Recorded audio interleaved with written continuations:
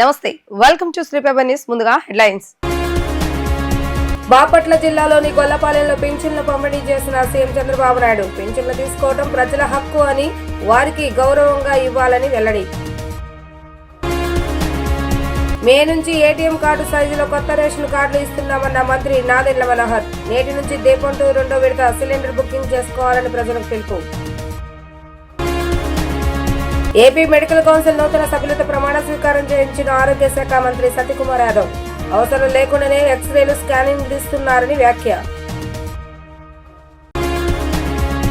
వైఎస్ఆర్సీపీ హయాంలో నొక్కిన బటన్లన్నీ కూటమి ప్రభుత్వం ఇచ్చే పింఛన్లతో సమానమని సీఎం చంద్రబాబు నాయుడు అన్నారు. ప్రజాసేవలో పింఛన్ డబ్బులు ఇచ్చే కార్యక్రమం చేపట్టానని తెలిపారు. కలెక్టర్, మంత్రులు, కింది స్థాయి సిబ్బంది వరకు ప్రజల వద్దకు రావాలని, ప్రజలే ముందు, ఆ తర్వాతే మిగతా పనులని ఆయన అన్నారు. బాపట్ల జిల్లా చిన్నగంజం మండలం కొత్త గొల్లపాలెంలో ఎన్టీఆర్ భరోసా పింఛన్ల పంపిణీ కార్యక్రమంలో పాల్గొన్న సీఎం లబ్ధిదారులు ఇళ్లకు స్వయంగా వెళ్లి పింఛన్లు అందజేశారు. వారి సమస్యలను అడిగి తెలుసుకున్నారు. అనంతరం నిర్వహించిన సభలో సీఎం చంద్రబాబు నాయుడు మాట్లాడుతూ ముందుండి నడిపించాలన్న ఉద్దేశంతో క్షేత్రస్థాయిలో పనిచేస్తానని తెలిపారు. పేదరికం లేని సమాజం కోసం ప్రతి ఒక్కరూ కృషి చేయాలని ఆయన పిలుపునిచ్చారు. రాష్ట్ర పునర్నిర్మాణం చేపట్టే బాధ్యత తీసుకుంటానని గతంలో చెప్పినానని, ఆ మాట ప్రకారం ముందుకు వెళ్తున్నామని వివరించారు. ఏప్రిల్ నుంచి పెంచిన పింఛన్లు అమలు చేస్తున్నామని, దివ్యాంగులకు 6,000 పింఛన్లు అమలు చేస్తున్నట్లుగా తెలిపారు. 1,500,000 కుటుంబాలకు గాను 64 లక్షల మందికి పింఛన్లు అందజేస్తున్నామని, కొందరికి సంపాదించేదానికంటే ఎక్కువ ఆదాయం వస్తుందని అన్నారు. పింఛన్ల పంపిణీ కోసం ఏడాదికి 33,100 కోట్లు ఖర్చు అవుతుందని స్పష్టం చేశారు.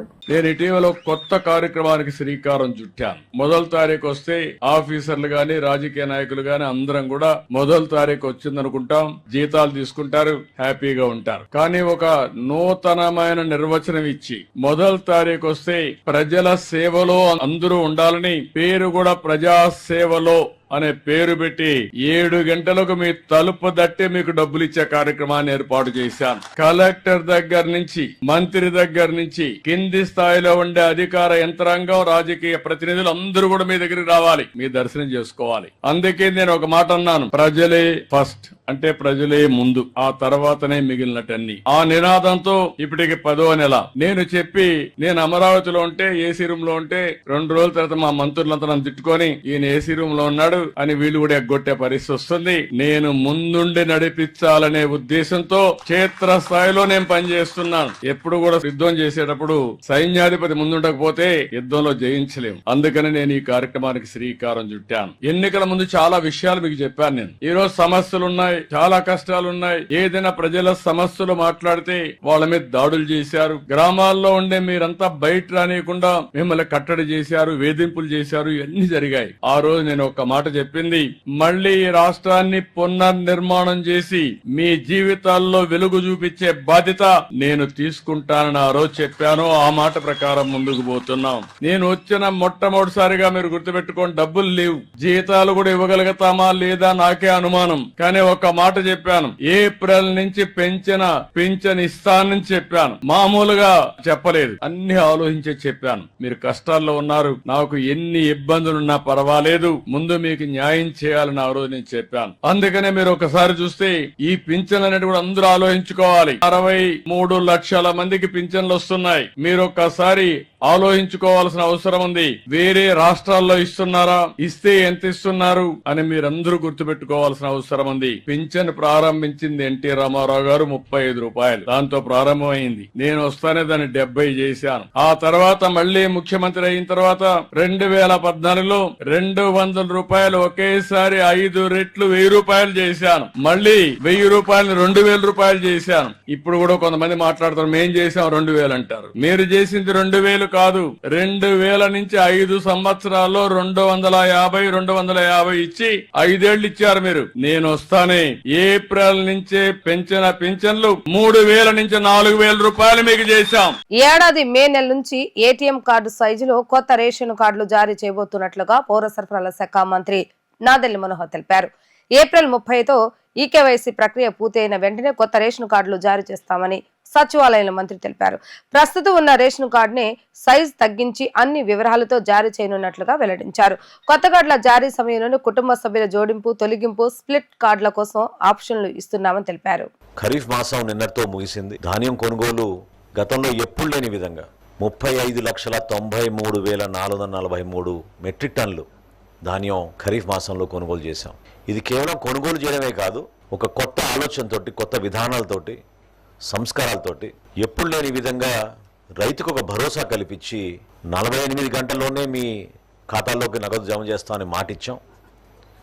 కానీ వాస్తవంగా 24 గంటల్లోపే 8,279 కోట్ల రూపాయలు మన రైతుల ఖాతాలోకి రాష్ట్ర ప్రభుత్వం నుంచి మేము జమ చేశాం. కూటమి ప్రభుత్వం నెరవేర్చిన మొట్టమొదటి కార్యక్రమం దీపం 2 రెండో విడత ఈ రోజు నుంచి ప్రారంభించాం. గతంలో మాకు అర్థమైన కొన్ని అంశాల గురించి చాలా లోతుగా అధ్యయనం చేసి మా కమిషనర్ సౌరభ్ గౌర్ గారు ఈసారి నుంచి ఎట్టి పరిస్థితుల్లో కూడా మనం ఈ కేవైసీ అమల్లో కానివ్వండి, లేదా ఎవరికైనా అర్హత ఉందా లేదా అనే ఒక అనుమానం వస్తే వాళ్ళకి వెసులుబాటుగా ఒక వాట్సాప్ నంబరు, అదేవిధంగా ఆన్లైన్ కూడా వాళ్ళు చెక్ చేసుకునే విధంగా తక్షణంగానే ఈ సమాచారం అంతా కూడా క్షేత్రస్థాయిలో ఉన్న గ్యాస్ ఏజెన్సీస్, గ్రామ సచివాలయం, వార్డు సచివాలయం సిబ్బందికి కూడా ఈ సమాచారం అందించే విధంగా ఒక కార్యక్రమం చేపట్టాం. 99,03,000 మందికి అదనంగా ఈ 3 నెలల్లో రాష్ట్రంలో 2 లక్షల కొత్త కనెక్షన్స్ నమోదైనాయని ఈ 3 ఆయిల్ కంపెనీస్ మాకు సమాచారం అందించారు. కాబట్టి ప్రజలందరినీ నేను కోరుకుంటున్నాను, ఈ రోజు నుంచి రెండో విడత దీపం 2 పథకం ప్రారంభమైంది కాబట్టి దయచేసి మీరు సద్వినియోగం చేసుకోండి. మీరందరూ కూడా అర్హత ఉన్న ప్రతి ఒక్క లబ్ధిదారులకు అందించాలనే తపనతోటి మేము పనిచేస్తున్నాం. ఖచ్చితంగా 1 కోటి మంది లబ్ధిదారులు దాటే విధంగా ఈ రెండో విడతలో ఈ కార్యక్రమాన్ని విజయవంతంగా తీసుకెళ్తాం. ఒకప్పుడు వైద్యుల్ని దేవుడుగా చూసేవారని, ఇప్పుడు వైద్యం కొన్ని ప్రాంతాల వ్యాపారంగా మారిందని వైద్య ఆరోగ్య శాఖ మంత్రి సత్యకుమార్ అన్నారు. డాక్టర్లు రోగులను మానవతా దృష్టితో చూడాలని కోరారు. వైద్య వృత్తి విలువలు పల్చబడ్డాయని వెల్లడించారు. అవసరం లేకుండానే ఎక్స్రేలు, సిటీ స్కాన్, ఎంఆర్ఐ స్కాన్లు తీస్తున్నారని పేర్కొన్నారు. అలాగే నార్మల్ డెలివరీ చేయటం మానేశారని, అవసరం లేకపోయినా ఆపరేషన్ చేస్తున్నారని వ్యాఖ్యానించారు. ఎన్టీఆర్ హెల్త్ యూనివర్సిటీలో ఆంధ్రప్రదేశ్ మెడికల్ కౌన్సిల్ నూతన సభ్యులు ప్రమాణ స్వీకారం చేశారు. నూతన సభ్యులతో మంత్రి ప్రమాణం చేయించారు. కౌన్సిల్ నుంచి 6 సభ్యులను నామినేటెడ్ పోస్టులో భర్తీ చేస్తామని వెల్లడించారు. Doctor G Sujatha, doctor K Venkata Subbanaidu, doctor D Srihari, doctor Swarnageetha, doctor S Keshavarababu, doctor C Malleswarlu ప్రమాణ స్వీకారం చేశారు. ఆరోగ్య శాఖ మంత్రి సత్యకుమార్ యాదవ్ ముఖ్య అతిథిగా హాజరయ్యారు. ఈ కార్యక్రమానికి మెడికల్ కౌన్సిల్ మెంబర్స్ తో హెల్త్ మినిస్టర్ ప్రమాణ స్వీకారం చేయించారు. ఈ సందర్భంగా మంత్రి సత్యకుమార్ యాదవ్ మాట్లాడుతూ, ప్రజలు కూడా రకరకాల టెస్టులు రాస్తేనే మాకు సరిగ్గా డాక్టర్లు చూశారని అపోహలు ఉన్నారని, అటువంటి వారికి అవగాహన కల్పించాలని మంత్రి సూచించారు. వచ్చిన పేషెంట్ను చిరునవ్వుతో డాక్టర్లు పలకరించాలని అన్నారు. డాక్టర్ల సర్టిఫికెట్లను ప్రతి 5 ఏళ్లకు ఒకసారి రెన్యువల్ చేసుకోవాలని, నూతన కౌన్సిల్ సర్టిఫికెట్స్ రెన్యువల్ మీద ప్రత్యేక దృష్టి సారిస్తుందని తెలిపారు. Foreign return medical graduates registration పై సమస్యలు ఉన్నాయని వారు పేర్కొన్నారు. నారాయణ వైద్యోహరి అంటే తరతరాలుగా వైద్యుల్ని దేవుడితో పోల్చేవారు. ప్రాణం పోసేది దేవుడైతే ప్రాణం నిలిపేవాడు వైద్యుడిగా ప్రజలు గౌరవించేవారు. కానీ ఇటీవల పరిణామాలు చూస్తే కాస్త వైద్య వృత్తి కూడా కాస్తగా పలచబడినట్టుగా తెలుస్తుంది విలువల విషయంలో. దానికి అనేక కారణాలు ఉన్నాయి. వైద్య వృత్తి వల్ల వ్యాపారమయమైపోయింది. సేవాభావంతో చేయాల్సిన పని అనేక కారణాల వల్ల, మీరు చదువుకునే వైద్యం కొనాల్సి రావాల్సిన కారణం కావచ్చు, అందించాల్సిన వైద్యం కూడా వ్యాపారపరంగా చూసే పరిస్థితులు ఇవాళ దేశవ్యాప్తంగానే ప్రపంచవ్యాప్తంగా ఉన్నాయి. అయితే దానికి అనేక కారణాలు ఉండొచ్చు. కానీ డాక్టర్లు ఒక పవిత్రమైన వైద్య వృత్తిని స్వీకరించినప్పుడు ఒక మానవతావాదంతో స్పందించాల్సిన అవసరం ఉంది. దానికి కాస్త సేవాభావాన్ని అంది నాణ్యమైన వైద్య సేవల్ని ప్రజలకి, ముఖ్యంగా పేదలకి అందించాల్సిన అవసరం ఉంది. కానీ దురదృష్టవశాత్తు చాలా చోట్ల చూస్తుంటాం మనం. I'm not referring to private doctors or government doctors, I'm not differentiating between them, but చాలా కారణాల వల్ల అవసరం లేకపోయినా యాంటీబయాటిక్స్ ఇవ్వడం, అవసరం లేకపోయినా ఎక్స్రేలో, సిటీలో, చివరికి ఎంఆర్ఐలు చేయాల్సిన పరిస్థితి తీసుకురావడం, కాస్త అవగాహన కల్పించి నార్మల్ డెలివరీ చేయాల్సిన పరిస్థితుల్లో సిజేరియన్ చేయాల్సి రావడం. కాబట్టి ప్రభుత్వ డాక్టర్లు కానీ ప్రైవేట్ డాక్టర్లు కానీ నార్మల్ డెలివరీస్కి ఎంకరేజ్ చేస్తే బాగుంటుంది. ఆ పరిస్థితులు కూడా లేని పరిస్థితులు మనం చూస్తున్నాం. వాస్తవాన్ని మనం అందరం అంగీకరించాల్సిన విషయం. మీరు కూడా అంగీకరిస్తారని నేను భావిస్తున్నాను. ప్రిస్క్రిప్షన్లు రాసిస్తేనో లేకపోతే అర్థం కాని టెస్టులు రోగం పేరు చెప్పేసి టెస్ట్ రాసిస్తే కానీ వాళ్ళు డాక్టర్ బాగా చూశాడు అనుకునే పరిస్థితులు లేవు.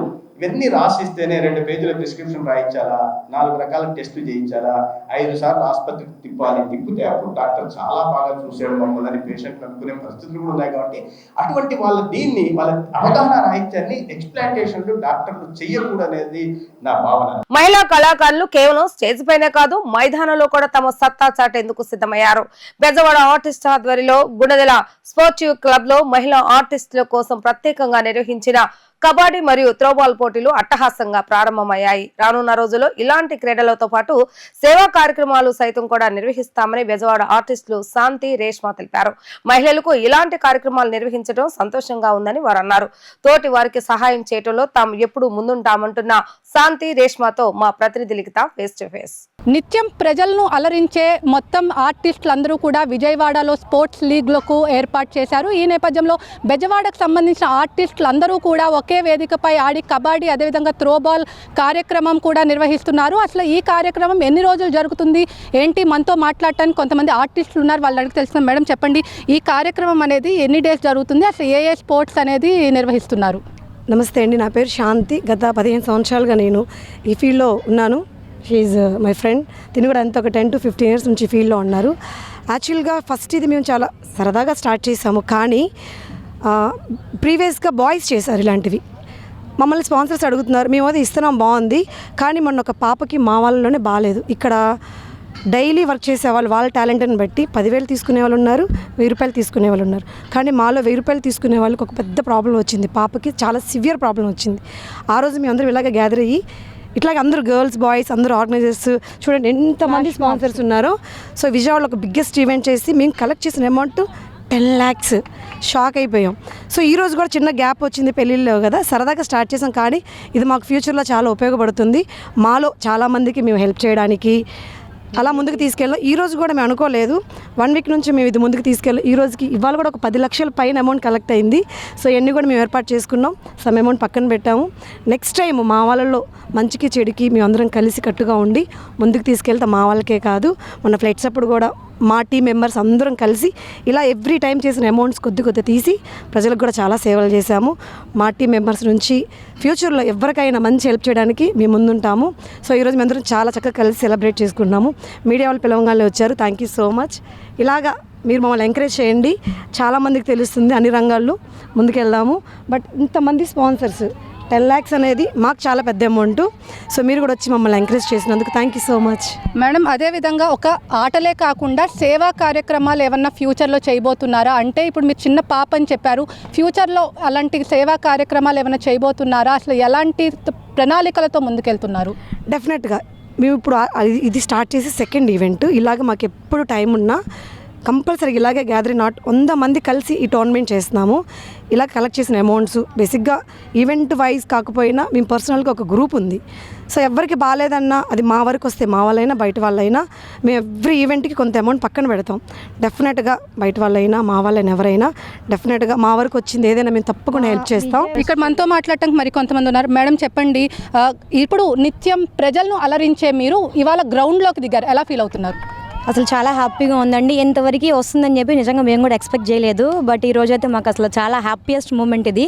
ఈరోజు అండ్ రేపు, ఈరోజు కబడ్డీ అండ్ నెక్స్ట్ రేపు వచ్చేసి త్రోబాల్. సో ఇలాంటి ఈవెంట్స్ ఎందుకు కండక్ట్ చేస్తున్నామంటే మా విజయవాడ ఈవెంట్ ఇండస్ట్రీ కూడా ఉంది. ఎందుకంటే ఇవాళ రోజు ఇప్పుడు విజయవాడలో ఏ పెళ్లి చేయాలన్నా ఏం చేయాలన్నా మెయిన్ పాత్ర వచ్చేసి మా యాంకర్స్ది, అట్లాగే ఆర్గనైజర్స్ది. సో మా ఈవెంట్ ఇండస్ట్రీలో మాత్రమే కదండి, లాస్ట్ టైం వరదలు వచ్చినప్పుడు కూడా మా ఈవెంట్ ఇండస్ట్రీ మొత్తం కలిపి చాలామందికి మేము హెల్ప్ చేశాము. అలాగే ఇప్పుడు ఈ స్పాన్సర్షిప్ అమౌంట్ ఏదైతే ఉందో మేము నెక్స్ట్ మంచికే ఉపయోగిస్తాము. ఎవ్వరికి ప్రాబ్లం ఉన్నా కానీ ఒక ఈవెంట్ ఇండస్ట్రీలో ఎవ్వరికి పలానా ఫ్యామిలీకి ప్రాబ్లం ఉంది అని అంటే మేమందరం ఇలాగే సపోర్టింగ్గా నుంచుంటాం. మేమందరం కలిసి ఒకరికొకరు సపోర్ట్ చేసుకొని ఒకరికొకరు మేమందరం ఉన్నామని చెప్పుకోవడానికే మేము ఈ ఈవెంట్ అనేది ఇక్కడ కండక్ట్ చేయడం జరిగింది ఈరోజు అండ్ రేపు. సో ఏదైనా సపోర్ట్ చేసినటువంటి మీడియా వాళ్ళకి అండ్ అలాగే స్పాన్సర్స్కి ప్రతి ఒక్కరికి కూడా పేరున స్పెషల్ థ్యాంక్స్ అండి. Thank you so much. Madam, అదేవిధంగా బెజవాడ ఆర్టిస్టులు కాకుండా రాష్ట్ర వ్యాప్తంగా కలిపి ఏమన్నా ఫ్యూచర్లో ఏమన్నా గేమ్స్ ఏమన్నా సేవా కార్యక్రమాలు పెట్టే ఆలోచన ఏమన్నా ఉందా? అలాంటి ప్రణాళికలతో ఏమైనా ముందుకెళ్తున్నారు? యాజ్ ఆబ్వియస్లీ అండి, అసలు యాక్చువల్లీ ఈ టోర్నమెంట్ మేము కండక్ట్ చేసింది ఫస్ట్ మాలో మాకు ఎంత సత్తా ఉందని చూపించుకోవడానికి. సో ఇక్కడ సక్సెస్ అయితే డెఫినెట్గా మేము వైజాగ్ టీంతో కానీ రాజమండ్రి టీంతో కానీ ఇంకా అతర ఎక్కడ ఉన్న వాళ్ళతో కానీ మేము ఆడటానికి అయితే రెడీగా ఉన్నాం. సో ఈ టోర్నమెంట్ అయితే మాకు ఒక అచీవ్మెంట్ లాగా తీసుకొని అందరం ముందుకెళ్తున్నాం. సో తప్పకుండా మేము వేరే వైజాగ్ టీంతో కానీ రాజమండ్రి టీంతో కానీ ఈవెన్ దో హైదరాబాద్ టీంతో కానీ ఏ టీంతో అయినా కానీ మేము ఇదే విధంగా ఇంతకంటే బెటర్ ఆడి మేము గెలిచి చూపిస్తాము. అది ఆడి వాళ్ళతో కూడా సేమ్ మా మైండ్లో ఏముందో వాళ్ళకి చెప్పి, ఇప్పుడు అన్నీ కలిస్తేనే కదా ఆంధ్ర తెలంగాణ కలిసి నెక్స్ట్ టైం బిగ్ అమౌంట్, ఇప్పుడు మేము 10 lakhs చేసాం, అందరూ కలిస్తే అది కోట్లలో వెళ్తుంది. డెఫినెట్గా మంచిగా వాడాలని మా ఆలోచన. మొత్తం మీద చూసుకున్నట్లయితే ఇటు ఎప్పుడు నిత్యం ప్రజలను అలరించే యాంకర్లు, డాన్సర్లు, ఆర్టిస్టులు అందరూ కూడా ఒకే వేదికపై ఇవాళ ఇక్కడికి ఏర్పాటు చేశారు. అదేవిధంగా వచ్చిన సొమ్ము మొత్తం కూడా సేవా కార్యక్రమాలకు వినియోగించుకుంటామని చెప్పి కూడా ఇక్కడ చెప్తున్నారు. ఏదైతే స్పాన్సర్స్ వచ్చారో రానున్న రోజుల్లో ఖచ్చితంగా సేవా కార్యక్రమాలకి వినియోగించుకుంటామని చెప్పి కూడా ఇక్కడ ఆర్టిస్టులు అయితే చెప్తున్నారు. ఇది ఇక్కడ ఉన్న పరిస్థితి. వీడియో జర్నలిస్ట్ భార్గవ్తో లిఖిత, డిజిటల్ న్యూస్, స్పోర్ట్స్ ప్రాంగణం నుంచి. ఎస్సీ వర్గీకరణపై వైసీపీ అధినేత జగన్ తమ వైఖరి స్పష్టం చేయాలని ఎంఆర్పీఎస్ జాతీయ అధ్యక్షులు మున్నంగి నాగరాజు డిమాండ్ చేశారు. మాదిగ జాతిని నమ్మించి మోసం చేసిన వ్యక్తి జగన్ అని వ్యాఖ్యానించారు. సీఎం చంద్రబాబు నాయుడు ఎస్సీ వర్గీకరణకు మొదటి నుండి అనుకూలంగా ఉన్నారని, ఆ మాటకు కట్టుబడి అధికారంలోకి వచ్చిన వెంటనే రాజు మిశ్రా కమిషన్ ఏర్పాటు చేయడంతో పాటు అసెంబ్లీలో ఏకగ్రీవ తీర్మానం చేస్తారని చెప్పారు. గాంధీనగర్ ప్రెస్ క్లబ్ లో ఏర్పాటు చేసిన విలేకరుల సమావేశంలో ఎంఆర్పీఎస్ జాతీయ అధ్యక్షులు మున్నంగి నాగరాజు మాట్లాడుతూ ఎస్సీ వర్గీకరణపై వైసీపీ అధినేత జగన్ తన వైఖరి స్పష్టం చేయాలని డిమాండ్ చేశారు. అసెంబ్లీలో వర్గీకరణ అంశంపై చర్చ జరిగినప్పుడు అన్ని పార్టీలు ఏకగ్రీవంగా ఆమోదం తెలిపాయని అన్నారు. వర్గీకరణ అంశంపై శాసనమండలిలో హోంశాఖ మంత్రి వంగలపూడి అనిత వర్గీకరణ అంశంపై చర్చ కోరగా వైఎస్ జగన్ డైరెక్షన్ లో చర్చ జరగకుండా వైసీపీ సభ్యులు బిల్లును తిరస్కరించారని చెప్పారు.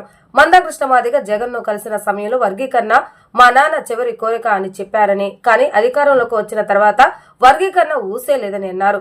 మాదిగ జాతిని నమ్మించి మోసం చేసిన వ్యక్తి జగన్ అని వ్యాఖ్యానించారు. సీఎం చంద్రబాబు నాయుడు ఎస్సీ వర్గీకరణకు మొదటి నుండి అనుకూలంగా ఉన్నారని, ఆ మాటకు కట్టుబడి అధికారంలోకి వచ్చిన వెంటనే రాజీవ్ మిశ్రా కమిషన్ ఏర్పాటు చేయడంతో పాటు కేబినెట్ తీర్మానం చేసి సబ్ కమిటీ ఏర్పాటు చేశారని గుర్తు చేశారు. అంతేకాక అసెంబ్లీలో ఏకగ్రీవ తీర్మానం చేస్తారని చెప్పారు. మందాకృష్ణ మాదిగ పోరాటం, చంద్రబాబు నాయుడు కృషి కారణంగా మాదిగ జాతి ఆశ నెరవేరుతుందని అన్నారు. మాదిగల ద్రోహి వైఎస్ జగన్ అని వ్యాఖ్యానించారు. కొంతమంది ఏపీ ఎంఆర్పీఎస్ నేతలు జగన్ తొత్తులుగా వ్యవహరిస్తూ చంద్రబాబు నాయుడు విమర్శలు చేస్తున్నారని మండిపడ్డారు. షెడ్యూల్డ్ కులాల వర్గీకరణ అంశంపై వైసీపీ అధినేతగా ఉండబడినటువంటి జగన్మోహన్ రెడ్డి తన స్పష్టమైనటువంటి వైఖరిని తెలియజేయాలని చెప్పేసి ఎంఆర్పీఎస్ జాతీయ కమిటీ పక్షాన డిమాండ్ చేస్తున్నాం. మరి జగన్మోహన్ రెడ్డి గారు ఈ నెల 20వ తారీఖున మార్చి 20న అసెంబ్లీలో వర్గీకరణ అంశం మీద చర్చ జరిగినప్పుడు అసెంబ్లీలో అన్ని రాజకీయ పక్షాలు కూడా వర్గీకరణకు అనుకూలంగా ఏకగ్రీవ తీర్మానాన్ని చేయడం జరిగింది. మరి వైసీపీ అధినేతగా ఉండమన్నటువంటి జగన్మోహన్ రెడ్డి శాసన మండలిలో వైసీపీ సభ్యుల సంఖ్య అత్యధికంగా ఉండటం చేత శాసన మండలిలో వర్గీకరణకు సంబంధించినటువంటి అంశాన్ని హోంమంత్రి శాఖ మంత్రి వర్యులు వంగలపూడి అనిత గారు సభలో చర్చ జరగాలని చెప్పేసి ప్రవేశపెట్టగా వైసీపీ జగన్మోహన్ రెడ్డి గారి యొక్క డైరెక్షన్లో సభలో ఎలాంటి చర్చ జరగకుండా దీనిపైన ఎలాంటి చర్చ అవసరం లేదని చెప్పేసి జగన్మోహన్ రెడ్డి గారి యొక్క డైరెక్షన్లో వైసీపీలో ఉండబడినటువంటి శాసన మండలి సభ్యులందరూ కూడా వర్గీకరణ బిల్లును తిరస్కరించడం జరిగింది. ప్రధానంగా మేము జగన్మోహన్ రెడ్డి గారిని మేము ఒకటే తెలియజేయాల్సొస్తున్నాం. జగన్మోహన్ రెడ్డి గారు ఆయన ప్రతిపక్షంలో ఉన్నప్పుడు మా అధినాయకుడు మందకృష్ణ మాదిగ గారు వెళ్ళి కలిసినప్పుడు వర్గీకరణ విషయంలో వర్గీకరణ అనేది మా నాన్నగారి చివరి కోరిక, మా నాన్నగారి చివరి ఆశయం అన్న నేను అధికారంలోకి వస్తే వర్గీకరణ చేస్తానని చెప్పేసి జగన్మోహన్ రెడ్డి ప్రతిపక్షం ఉన్నప్పుడు స్పష్టంగా చెప్పాడు. మరి అధికారంలోకి వచ్చినటువంటి జగన్మోహన్ రెడ్డి ఆ తర్వాత ప్రతిపక్షంలో ఉన్నప్పుడు న్యాయం అని చెప్పేసి చెప్పాడు. మరి అధికారంలోకి వచ్చిన తర్వాత ఒక్కరోజు కూడా వర్గీకరణ గురించి మాట్లాడకుండా మాదిగ జాతిని నమ్మించి మోసం చేసిన వ్యక్తి ఎవరైనా ఉన్నారంటే అది జగన్మోహన్ రెడ్డి మాత్రమే అని చెప్పి ఈ సందర్భంగా మేము తెలియజేస్తున్నాం. మరి ఈ సందర్భంగా గత ముఖ్యమంత్రి వర్యులు నారా చంద్రబాబు నాయుడు గారు, ప్రస్తుత ముఖ్యమంత్రి నారా చంద్రబాబు నాయుడు గారు 1996లోనే వర్గీకరణకు కట్టుబడి ఉన్నామని చెప్పేసి ఏదైతే మాట ఇచ్చారో ఆ మాట కట్టుబడి పెద్దలు నారా చంద్రబాబు నాయుడు గారు ఎన్నికలకు ముందే మేము అధికారంలోకి వస్తే వర్గీకరణ చేస్తామని చెప్పేసి ఏదైతే మాట ఇచ్చారో ఆ మాటను నిలబెట్టుకునే విధంగా ఈరోజు వెంటనే రాజీవ్ రంజన్ మిశ్రా గారి కమిషన్ అపాయింట్ చేయడం జరిగింది. కమిషన్ రిపోర్ట్ రాష్ట్ర ప్రభుత్వానికి నివేదికను అందించారు. వెంటనే మరలా క్యాబినెట్ తీర్మానాన్ని కూడా ప్రవేశపెట్టడం జరిగింది. క్యాబినెట్ తీర్మానం అయిపోయిన వెంటనే మరలా వర్గీకరణ అంశంపై మరలా సబ్ కమిటీని కూడా ఏర్పాటు చేశారు. మరి సబ్ కమిటీ రిపోర్టును, క్యాబినెట్ తీర్మానాన్ని, అలాగే ఈ నెల 20వ తారీఖున రాష్ట్ర అసెంబ్లీలో ఏకగ్రీవ తీర్మానం కూడా నారా చంద్రబాబు నాయుడు గారు చేయడం జరిగింది. చంద్రబాబు నాయుడు గారి వల్ల మాత్రమే మందకృష్ణ మాది గారి యొక్క పోరాట ఫలితంగా మాదిగా ఉపకులాల బిడ్డలకు 100 ఏళ్ల బంగారు భవిష్యత్తు లభించబోతుందని చెప్పి ఈ సందర్భంగా మేము తెలియజేస్తున్నాం. పేదవారి ఆకలి బాధ తనకు బాగా తెలుసనని, అలాంటి బాధలను ఎవరు అనుభవించకూడదన్న ఉద్దేశంతోనే ఆపద్బాంధవుల ట్రస్ట్ ను స్థాపించానని ట్రస్ట్ చైర్మన్ శ్రావణ్ తెలిపారు. సమాజం కోసం తన వంతు బాధ్యతగా గత 5 ఏళ్లుగా అనేక సేవా కార్యక్రమాలు చేస్తున్నట్లుగా వెల్లడించారు. ఆపద్బాంధవుల ట్రస్ట్ ఆధ్వర్యంలో చిట్టినగర్ స్వరంగం వద్ద అభాగ్యులకు ట్రస్ట్ చైర్మన్ శ్రావణ్ ఆహార పొట్లాలను పంపిణీ చేశారు. ఈ సందర్భంగా ట్రస్ట్ చైర్మన్ శ్రావణ్ మాట్లాడుతూ పేదవారి ఆకలి బాధ తనకు బాగా తెలుసునని, అలాంటి బాధలను ఎవరు అనుభవించకూడదనే ఉద్దేశంతో ఈ ట్రస్ట్ స్థాపించారని వివరించారు. పేదవారి ఆకలి తీర్చడం తమ ట్రస్ట్ ప్రధాన ఉద్దేశమని ఆయన చెప్పారు. సమాజం కోసం తన వంతు బాధ్యతగా గత 5 ఏళ్లుగా అనేక సేవా కార్యక్రమాలు చేస్తున్నట్లుగా వెల్లడించారు. ఫంక్షన్స్ లో ఆహారం మిగిలితే తమ ట్రస్ట్ కు తెలియజేస్తే తామే నేరుగా వచ్చే ఆహారాన్ని తీసుకుని వెళ్లి ఆహారం లేని వారికి అందజేసి వారి యొక్క ఆకలిని తీర్చగలుగుతామని శ్రావణ్ తెలియజేశారు. ఆపద్బాంధవ ట్రస్ట్ పేదవాళ్ళ కోసం నేను పెట్టినాను. 10 మంది ఆకలిలు నేను పేద కుటుంబంలో పుట్టినాను. నాకు ఆకలిలు నాకు తెలుసు కాబట్టి నేను ఎక్కడైనా ఫంక్షన్ హాల్లో అన్నం వేస్ట్గా మిగిలితే ఫంక్షన్లు కానీ పెళ్ళిళ్ళు కానీ ఏ జరిగిన ఫంక్షన్ హాల్లో మిగిలితే మాకు కాల్ చేస్తే మేము పేదవాళ్ళకి పంపిణీ చేస్తుంటాము. ఈ గవర్నమెంట్ హాస్పిటల్లో ఎక్కడ చేస్తున్నాం. మనం కూడా కలెక్టర్ ఆఫీస్లో ఉచిత మజ్జిగ వాటర్ పంపిణీ రెగ్యులర్గా జరుగుతుంది. ఇంకా ఇట్లా సేవాక్రమాలు ఇంకా ఆంధ్రప్రదేశ్ అంతా చేయాలని మేము ప్లాన్ చేస్తున్నాము. అందరూ సహాయ సహకారాలు మాకు ఉండాలి. ఇప్పుడు మెడికల్ క్యాంపులు, బెడ్ క్యాంపులు, ఎండాకాలం సలివేండరము, ఇంకా మంచి మంచి కార్యక్రమాలు చేయాలని మేము ఒక వ్యూహంతో ఉన్నాము. ఈరోజు ఇక్కడ చిట్టినగర్ గుహల దగ్గర అన్నదాన కార్యక్రమం జరిగింది. ఇది మేము ఎక్కడ ఫంక్షన్ హాల్ తీసుకొచ్చి రెగ్యులర్గా డైలీ చేస్తుంటాము. అందరు ఆశీస్సులు మాకు కావాలి. పేదవాళ్ళకి సాయం చేద్దామని, ఆకలి వీళ్ళు మాకు తెలుసు కాబట్టి పేదవాళ్ళకి సాయం చేద్దామని చేస్తున్నాం. ఇది గత 5 సంవత్సరాల నుంచి. ప్రవీణ్ కుమార్ పగడాల మృతిపై రాష్ట్ర వ్యాప్తంగా ఉన్న క్రైస్తవ సోదరులు న్యాయం కోసం తపన పడుతున్నారని బిషప్ వై రాజేంద్ర కుమార్ అన్నారు. ప్రభుత్వం దర్యాప్తును పారదర్శకంగా నిర్వహిస్తుందని తమకు నమ్మకం ఉందని అన్నారు. పూర్తిగా పారదర్శకంగా, నిష్పక్షపాతంగా దర్యాప్తు చేయాలని వారు డిమాండ్ చేశారు. విజయవాడ పైపు రోడ్ నందలి సియోన్ అసెంబ్లీ చర్చి వద్ద ప్రవీణ్ కుమార్ పగడాల మృతికి పలు క్రైస్తవ సంఘాలు సంతాపం వ్యక్తం చేశాయి. ఆయన మృతికి సంబంధించి సమగ్ర విచారణ జరిపి తగిన న్యాయం చేయాలని ఈ సంఘాలు ప్రభుత్వాన్ని డిమాండ్ చేశాయి. ఈ సందర్భంగా బిషప్ వై రాజేంద్ర కుమార్ మాట్లాడుతూ ప్రవీణ్ పగడాల మృతి పట్ల తాము సంతాపం వ్యక్తం చేస్తున్నట్లుగా తెలిపారు. ప్రవీణ్ కుమార్ పగడాల మృతిపై రాష్ట్ర వ్యాప్తంగా ఉన్న క్రైస్తవ సోదరులు న్యాయం కోసం తపన పడుతున్నారని అన్నారు. ఆయన మరణం అందరినీ కలిసివేసిందని చెప్పారు. ఆయన కేవలం పాస్టర్ మాత్రమే కాదని సంఘ సేవకుడుగా మంచి పేరు సంపాదించుకున్నారని పేర్కొన్నారు. పూర్తిగా పారదర్శకంగా, నిష్పక్షపాతంగా దర్యాప్తు చేయాలని డిమాండ్ చేశారు. ప్రభుత్వం దర్యాప్తును పారదర్శకంగా నిర్వహిస్తుందని తమకు నమ్మకం ఉందని అన్నారు. ప్రవీణ్ పగడాల మరణం హత్యగా భావిస్తున్నామని తెలిపారు. ప్రవీణ్ పగడాల గారు మరి అనుమానాస్పద మృతి నిమిత్తమై మేమందరం కూడా సంతాపం తెలియపరుస్తూ ప్రత్యేకంగా మరి ఆయనకి నివాళులు అర్పిస్తూ ఆయన కుటుంబ సభ్యులకు కూడా మేమందరం అండగా ఉన్నామని తెలియపరుస్తూ ఇక్కడ చాలామంది నాయకులు మేమందరం కూడా అన్ని జిల్లాల నుంచి రాష్ట్ర వ్యాప్తంగా వచ్చినటువంటి నాయకులు ఇక్కడ కూడుకొని ఉన్నారు. మేమంతా కూడా మరి ఒకటిగా నిలబడి ఉన్నాం. ఈ దుఃఖంలో ప్రత్యేకంగా మేమందరం కూడా ఐక్యంగా నిలబడి న్యాయం కోసం ఎంతో తపన పడుతున్నాం. ముఖ్యంగా మా ప్రియ నాయకుడు అలాగే మా ప్రియ సహోదరుడు అయినటువంటి ప్రవీణ్ పగడాల గారు ప్రత్యేకంగా అనుమానాస్పద మృతి మనందరినీ కలిచివేసి కనుక ఆయన కేవలం ఒక పాస్టర్ గారు మాత్రమే కాదు, ఒక సంఘ సేవకుడు, మరి ప్రత్యేకంగా ఒక ఇంటలెక్ట్ అయినా, ఒక అపాలజిస్ట్ అయినా కనుక సేవలో మంచి పేరు సంపాదించిన నాయకుడు కనుక ఆయన అనుమానాస్పద మృతి మమ్మల్ని అందరినీ ఎంతో బాధపెట్టి కనుక మేము ప్రత్యేకంగా ఈ ప్రెస్ ఎందుకు ఇవ్వాలనుకుంటున్నాం అంటే సత్యం కోసం, న్యాయం కోసం అడుగుతున్నాం. ఇది కేవలం మరి ప్రత్యేకంగా న్యాయం చేకూర్చాలని ముఖ్యంగా all India pastors welfare association నుంచి, ఎన్సిటీఎస్ బైబిల్ కాలేజ్ నుంచి, state pastors and leaders conference దగ్గర నుంచి కూడా ఈ కేసులో ప్రత్యేకమైనటువంటి పూర్తి పారదర్శక మరియు నిష్పక్షపాతంగా విచారణ చేపట్టాలని ప్రభుత్వాన్ని అభ్యర్థిస్తున్నాం. మరి ప్రత్యేకంగా ప్రభుత్వం మాకు తప్పక న్యాయం చేకూరుస్తుందని మేము నమ్ముతున్నాం. కనుక పాస్టర్ ప్రవీణ్ పగడాల గారు ప్రభునందు మరణించారు. కనుక ఆయన కుటుంబానికి కూడా మేము ప్రత్యేకమైన సానుభూతిని, సంతాపాన్ని తెలియపరుస్తూ ప్రభుత్వానికి న్యాయం కొరకు we just want to request the government to please do the justice for us. చిరు వ్యాపారులకు అండగా సిఐటియు అనేక పోరాటాలు చేస్తూ వారి జీవనోపాధిని కాపాడుతుందని, ఇది సహించలేని తెలుగుదేశం నాయకుడు నిలబండ్ల బాలస్వామి అసత్య ఆరోపణలు చేయడం సరికాదని సిఐటియు జిల్లా ప్రధాన కార్యదర్శి ఎన్సిహెచ్ శ్రీనివాస్ హెచ్చరించారు. చిరు వ్యాపారస్తుల వద్ద అధికారాన్ని అడ్డం పెట్టుకుని లక్షల రూపాయలు వసూలు చేయడం నిజం కాదా అంటూ ప్రశ్నించారు. రవీంద్ర కూల్ డ్రింక్ షాప్ వద్ద అన్సారీ పార్క్ ఎదురుగా దౌర్జన్యంగా వ్యాపారాలు పెట్టించి రోజువారీ వసూలు చేస్తూ లక్షల రూపాయలు గడిస్తున్నది నిజం కాదా?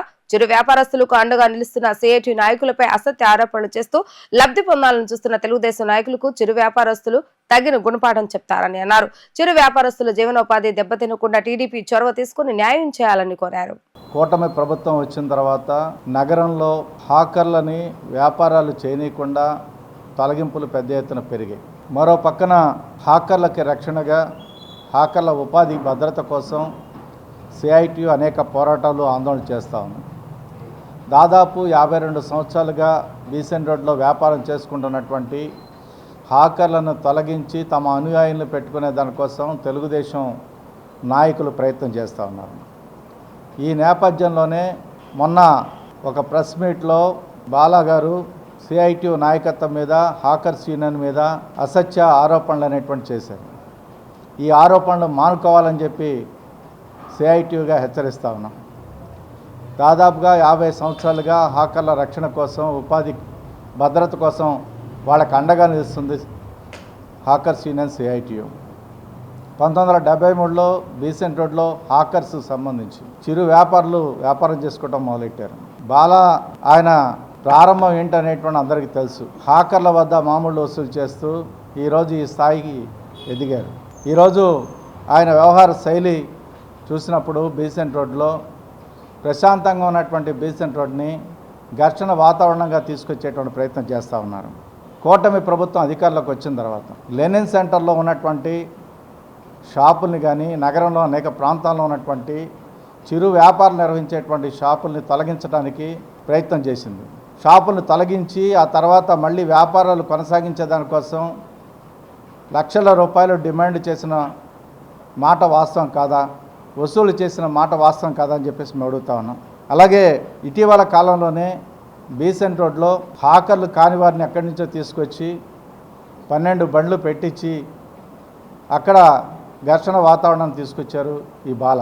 అలాగే వాళ్ళ దగ్గర నుంచి లక్షల రూపాయలు వసూలు చేసినట్టుగా తెలుస్తూ ఉన్నాయి. విలువైనటువంటి మహంతి మార్కెట్, చేపల మార్కెట్, ఆ స్థలాన్ని ఇక్కడి నుంచి మత్స్యకారుల కోసం నిర్మించబడ్డ, అనేక సంవత్సరాలు నిర్మించబడ్డ మహంతి మార్కెట్, చేపల మార్కెట్ స్థలాన్ని ఇక్కడి నుంచి ఖాళీ చేయించి సింగనగర్ చెత్త ప్లాంట్ దగ్గర మీకు కట్టిస్తామనేటువంటి పేరుతో 2 కోట్ల డీల్ చేశారు. ఇది ఆంధ్రజ్యోతి పత్రికలోనే వచ్చినటువంటి పరిస్థితి మనం చూసాం. అధికార పార్టీకి సంబంధించినటువంటి నాయకులు డీల్ మాట్లాడినట్టుగా ఈ పత్రికలో రావటం అనేటువంటి జరిగింది. మహిళా కళాకారులు కేవలం స్టేజ్ పైనే కాదు, మైదానంలో కూడా తమ ప్రతిభను చాటేందుకు సిద్ధమయ్యారు. బెజవాడ ఆర్టిస్ట్ ఆధ్వర్యంలో గుడదల స్పోర్టివ్ క్లబ్ లో మహిళా ఆర్టిస్టుల కోసం ప్రత్యేకంగా నిర్వహించిన కబడ్డీ మరియు త్రోబాల్ పోటీలు అట్టహాసంగా ప్రారంభమయ్యాయి. ఈ పోటీలకు డాక్టర్ హారిక రేగాని ముఖ్య అతిథిగా హాజరై జ్యోతి ప్రజ్వలన చేసి కార్యక్రమాన్ని ప్రారంభించారు. మహిళా ఆర్టిస్టుల క్రీడా నైపుణ్యాన్ని ప్రదర్శించే ఉద్దేశంతో బెజవాడ ఆర్టిస్ట్ ఆధ్వర్యంలో గుడదల స్పోర్టివ్ క్లబ్ లో నిర్వహించిన కబడ్డీ మరియు త్రోబాల్ పోటీలు అట్టహాసంగా ప్రారంభమయ్యాయి. డాక్టర్ హారిక రేగని ఈ పోటీలను శాస్త్రోక్తంగా జ్యోతి ప్రజ్వలన చేసి ప్రారంభించిన అనంతరం ఈ పోటీల్లో వారియర్స్, అవెంజర్స్ వంటి జట్లు కబడ్డీ మరియు త్రోబాల్ క్రీడల్లో ఉత్కంఠభరితంగా పోటీ పడ్డాయి.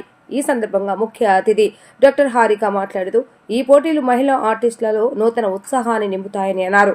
కళతో పాటు క్రీడా నైపుణ్యం కూడా ఎంతో ముఖ్యమైనదని ఆమె అన్నారు. క్రీడలు మనిషిలో శారీరక మరియు మానసిక క్రమశిక్షణను పెంపొందిస్తాయని అన్నారు. అంతేకాక ఐక్యతను పెంపొందిస్తాయని చెప్పారు. ఇలాంటి కార్యక్రమాలు మరింత నిర్వహించాలని, ప్రతి ఆర్టిస్ట్ తన శక్తి మేరకు పోటీల్లో పాల్గొని ఆత్మవిశ్వాసాన్ని పెంచుకోవాలని ఆమె సూచించారు. ఈరోజు బెజవాడ ఉమెన్స్ ఆర్టిస్ట్స్ అందరూ ఒక దగ్గర అసోసియేట్ అయ్యి వాళ్ళు చాలా ప్లేఫుల్గా, స్పోర్టివ్గా ఈ గేమ్స్ అనేవి కండక్ట్ చేసుకుంటున్నారండి. సో ఈరోజు ఇంతమంది ఆర్టిస్ట్ అందరూ ఒక ప్లాట్ఫామ్ మీద ఉండి యునైటెడ్గా ముందుకు వెళ్ళడం అనేది చాలా అభినందించాల్సిన విషయం. అండ్ వీళ్ళకి ఎంతోమంది జెంట్స్ కూడా సపోర్టివ్గా ఉండి వీళ్ళని ముందుకి ఇంకా ఎదుగుదలకి వీళ్ళకి హెల్ప్ చేస్తున్నారు. That is really commendable. So వీళ్ళు ఇలానే యునైటెడ్గా ఉండి ఇంకా మంచి మంచి ఈవెంట్స్ ముందుకు చేసి వీళ్ళు బెజవాడ మొత్తం వీళ్ళ సత్తా చూపిస్తూ ఇంకా నేషనల్ అండ్ ఇంటర్నేషనల్ లెవెల్లో ఎదగాలని ఆశిస్తున్నాం. Thank you. సారీ సో ఇలాంటి స్పోర్టివ్ దాంతో ఏంటంటే ఫస్ట్ థింగ్ వాళ్ళకంటూ ఒక యూనిటీ ఒకటి ఏర్పడుతుందండి. సో వీళ్ళు వేరే రీజన్స్తో కంపీట్ చేయడానికి ఫస్ట్ వీళ్ళందరూ యునైటెడ్గా ఉండాలి. సో ఇలాంటి స్పోర్టివ్ ఈవెంట్స్ ఏంటంటే ముందు వాళ్ళ మధ్య యూనిటీని పెరగడానికి హెల్ప్ చేస్తాయి. దాంతో ద అసోసియేషన్ అనేది గ్రో అవుతుంది అండ్ ఓవరాల్గా each and every one will grow with the association. విజయవాడలో మొట్టమొదటిసారిగా మహిళలందరూ యాంకర్స్ అందరూ కానీ ఏ డిపార్ట్మెంట్ వాళ్ళైనా ఇలా స్టాండ్ తీసుకోవడం ఎలా అనిపిస్తుంది ఒక మహిళగా? ఇట్స్ రియలీ గ్రేట్ అండి. It's one of its kind. ఎప్పుడు ఇలాంటిది వినలేదు. సో ఇట్ డెఫినెట్గా వాళ్ళ కెరియర్ పరంగా that will be real remarkable అని చెప్పాలి. అండ్ వాళ్ళ కెరియర్స్ అందరివి కూడా దెల్ బి అందరూ అంటే ఇండివిజువల్గా ఒక్కొక్కరు ఎదుగుదల చూస్తూ ఉంటాము. సో దెల్ బి కాంపిటీటర్స్ ఇండివిజువల్గా ఉంటాయి. బట్ అందరూ యునైట్ అవ్వడం వల్ల they'll grow together into really a next level and ఇంటర్నేషనల్గా గ్రో అవ్వడానికి that's a very good platform. And ఈ అసోసియేషన్ ఇంకా ముందుకు వెళ్ళాలని, ఇలాంటి ఎవ్రీ ఇయర్ యానివర్సరీగా సెలబ్రేట్ చేసుకోవాలని I'm wishing them heartfully. All the best everyone. అనంతరం బెజవాడ ఆర్టిస్టులు మాట్లాడుతూ ఇతర భారీ స్థాయిలో పోటీలు నిర్వహించడం గర్వించదగిన విషయమని అన్నారు. తాము సాధారణంగా ఈవెంట్స్ ద్వారా ప్రజలను అలరిస్తామని, కానీ ఇప్పుడు మైదానంలోనే ధీరంగానే పోటీ పడుతున్నామని అన్నారు. తాము సాధారణంగా ఈవెంట్స్ ద్వారా ప్రజలను అలరిస్తామని, కానీ ఇప్పుడు మైదానంలో ధీరంగానే పోటీ పడుతున్నామని అన్నారు. ఇది తమకు ఒక కొత్త అనుభవమని అన్నారు. క్రీడల్లో పాల్గొనడం ద్వారా ఆరోగ్యంగా ఉంటామని చెప్పారు. టీం వర్క్ ఎంత ముఖ్యమో ఈ పోటీల ద్వారా అర్థమవుతుందని వారు తెలిపారు. తామంతా ఒకరికొకరు ప్రోత్సహించుకుంటూ ముందుకు వెళ్తున్నామని అన్నారు. 2 రోజుల పాటు ఈ పోటీలు జరగనున్నాయని, విజేతలకు మెడల్స్, ట్రోఫీలు అందజేయనున్నామని వారు తెలిపారు. కబడ్డీ స్పెషలైజేషన్ ఏం కాదు కానీ actually badminton player in college days. But ఈ ఫీల్డ్లోకి వచ్చినాక మాకు ఆర్టిస్టులు అందరితో కలిసి ఈరోజు ఈ లీగ్ మేము కండక్ట్ చేసుకోవడం నిజంగా హ్యాపీ. సో మరి మాకు సపోర్ట్ చేసిన ప్రతి ఒక్క స్పాన్సర్స్కి, మాకు సపోర్ట్ చేసి ఇన్ని డేస్ నుంచి మా బ్యాక్గ్రౌండ్ వర్క్ చేసిన ప్రతి ఒక్క ప్రొడక్షన్ డిపార్ట్మెంట్కి, సో ఎంటర్టైన్మెంట్ డిపార్ట్మెంట్కి, ఈచ్ అండ్ ఎవ్రీ పర్సన్కి స్పెషల్గా థ్యాంక్స్ తెలియజేసుకుంటూ మరి మీ అందరి సహకారాలతో మరి ఇంకొన్ని టోర్నమెంట్స్ మేము కండక్ట్ చేసుకుంటామండి. So we made the unity of our Bezawada artist women and thank you so much. First and second kabaddi and throwball tournaments జరుగుతున్నాయండి. సో మేము వారియర్స్ టీమ్ అండ్ అలాగే మాకు ఆపోజిట్గా అవెంజర్స్ టీమ్ పార్టిసిపేట్ చేస్తున్నారు. సో రణరంగం మామూలుగా ఉండదన్నమాట. ఇవాళ కొట్టుకుంటామా పడిపోతామా అనేది మీరే చూస్తారు. First of all I would like to thank media మిత్రులందరికీ థ్యాంక్ యూ సో మచ్ మా వారియర్స్ అండ్ అవెంజర్స్ టీమ్ అందరి తరపు నుంచి. అండ్ మేమైతే ఎంత కష్టపడతామో మీడియా వాళ్ళు లేనిదే, ఈ సపోర్ట్ లేనిదే ఇంత ముందుకైతే వెళ్ళదు. ఎందుకంటే లైవ్ ఇవ్వడం కానీ మా గురించి అప్డేట్స్ ఇవ్వడంలో కానీ మీరు ముందుంటారు కాబట్టి thank you so much. And ఇలాగే ఎన్నో సీజన్స్ కూడా రన్ అవ్వాలని, మీ సపోర్ట్ కూడా ఉండాలని మేము కోరుకుంటున్నాము. థ్యాంక్ యూ సో మచ్ అండి. బెజవాడ ఉమెన్ ఆర్టిస్ట్ మొత్తం టీం అందరి తరపు నుంచి మీడియా వాళ్ళందరికీ స్పెషల్గా థ్యాంక్స్ అండి. Thank you so much. And మా స్పాన్సర్స్కి థ్యాంక్ యూ సో మచ్. వార్తలు ముగించే ముందు హెడ్లైన్స్ మరొకసారి. బాపట్ల జిల్లాలోని గొల్లపాలెంలో పింఛన్లు పంపిణీ చేసిన సీఎం చంద్రబాబు నాయుడు. పింఛన్లు తీసుకోవడం ప్రజల హక్కు అని, వారికి గౌరవంగా ఇవ్వాలని వెల్లడి. మే నుంచి ఏటీఎం కార్డు సైజులో కొత్త రేషన్ కార్డులు ఇస్తున్నామన్న మంత్రి నాదెండ్ల మనోహర్. నేటి నుంచి దీపం 2 రెండో విడత సిలిండర్ బుకింగ్ చేసుకోవాలని ప్రజలకు పిలుపు. ఏపీ మెడికల్ కౌన్సిల్ నూతన సభ్యులతో ప్రమాణ స్వీకారం చేయించిన ఆరోగ్య శాఖ మంత్రి సత్యకుమార్ యాదవ్.